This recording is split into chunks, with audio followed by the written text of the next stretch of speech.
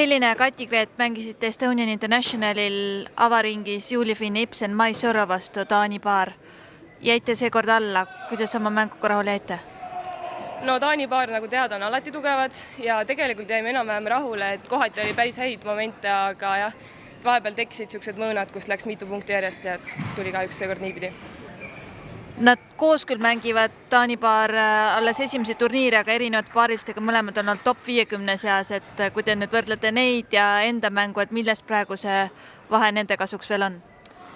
No nad on palju kiiremad või selles mõttes nad võtavad vahelt palju rohkem ära ja teevad päris häid lööke, et oleks pidanud kohe algusest peale ja rohkem mängima palli rohkem kõrgemale ja mitte nii teravalt, et me jäime seal alla. Teie omavahel on teil ka esimesed rahvusvahelised turniirid.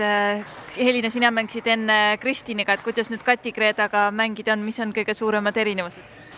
Ja koostöö tegelikult sujub väga hästi, et see on, kõik on hästi, aga et Kristin oli pigem, talle meeldis ka niisugust kiiremat mängu mängida, aga Katile meeldib niisugune õige pikk naispaar, et kus saab rahulikult tõsta ja head kaitsemängu näidata just. Mis sihid te endale naispaaris seadnud olete? No Euroopa mängudele tahaks ikkagi pääseda, nii et tuleb palju välismaa võistlusi võtta, et punkte koguda ja eks ikka maailmas kõrgele tõusta. Aitäh ja jõudu! Aitäh!